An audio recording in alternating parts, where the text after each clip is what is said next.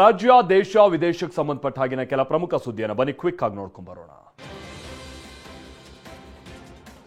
ಕೇಂದ್ರ ಸಚಿವ ಎಚ್.ಡಿ. ಕುಮಾರಸ್ವಾಮಿ ವಿರುದ್ಧದ ಭೂ ಒತ್ತುವರಿ ಆರೋಪ ಸಂಬಂಧ ಎರಡನೇ ದಿನವೂ ಸರ್ವೆ ಕಾರ್ಯ ಮುಂದುವರಿತು. ಕಂದಾಯ ಅಧಿಕಾರಿಗಳು ರಾಮನಗರದ ಕೇತ್ಕಾನಹಳ್ಳಿಯಲ್ಲಿರುವಂತಹ ಎಚ್.ಡಿ. ಕುಮಾರಸ್ವಾಮಿ ಅವರಿಗೆ ಸೇರಿದ ತೋಟದಲ್ಲಿ ಸರ್ವೆ ಮಾಡಿದ್ದಾರೆ. ಮೂಲ ಮಾಲೀಕರನ್ನು ಸ್ಥಳಕ್ಕೆ ಕರೆಸಿ ಪರಿಶೀಲನೆ ನಡೆಸಲಾಗಿದೆ. ಕುಮಾರಸ್ವಾಮಿ ವಿರುದ್ಧ ಸರ್ಕಾರಿ ಜಮೀನು ಒತ್ತುವರಿ ಮಾಡಿಕೊಂಡಿರುವ ಆರೋಪ ಕೇಳಿಬಂದಿತ್ತು. ವಿವಿಧ ಬೇಡಿಕೆಗಳ ಈಡೇರಿಕೆಗೆ ಆಗ್ರಹಿಸಿ ರಾಜ್ಯಾದ್ಯಂತ ಗ್ರಾಮ ಆಡಳಿತಾಧಿಕಾರಿಗಳು ಪ್ರತಿಭಟನೆ ನಡೆಸಿದ್ದಾರೆ. ಅಂತಂದ್ರೆ ವಿಎಗಳು.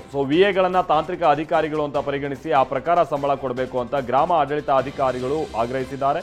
ಮತ್ತೊಂದು ಕಡೆ ವೇತನ ಕೊಡುವಂತೆ ಆಪರೇಟರ್ಗಳು ಬೀದಿಗಿಳಿದಿದ್ದಾರೆ. ಈ ಬಗ್ಗೆ ಮಾತನಾಡಿರುವ ಸಿಎಂ ಸಿದ್ದರಾಮಯ್ಯ, ಧರಣಿ ಬಗ್ಗೆ ನನಗೆ ಗೊತ್ತಿಲ್ಲ, ಕಂದಾಯ ಸಚಿವರು ನೋಡ್ತಾರೆ ಅದನ್ನ ಅಂತ ಹೇಳಿದ್ದಾರೆ. ಮುಖ್ಯ ಚುನಾವಣಾ ಆಯುಕ್ತ ಜ್ಞಾನೇಶ್ ಕುಮಾರ್ ಆಯ್ಕೆಗೆ ಲೋಕಸಭಾ ವಿಪಕ್ಷ ನಾಯಕ ರಾಹುಲ್ ಗಾಂಧಿ ಭಿನ್ನ ನಿಲುವನ್ನು ತಳೆದಿದ್ದಾರೆ. ಆಯ್ಕೆ ಸಮಿತಿ ಸಭೆಯಲ್ಲಿ ನಾನು ಭಿನ್ನ ಅಭಿಪ್ರಾಯವನ್ನು ನೀಡಿದ್ದೀನಿ. ಪ್ರಧಾನಿ, ಗೃಹ ಸಚಿವರ ಬಳಿ ಭಿನ್ನಾಭಿಪ್ರಾಯ ಪತ್ರವನ್ನು ನಾನು ಮಂಡಿಸಿದ್ದೀನಿ.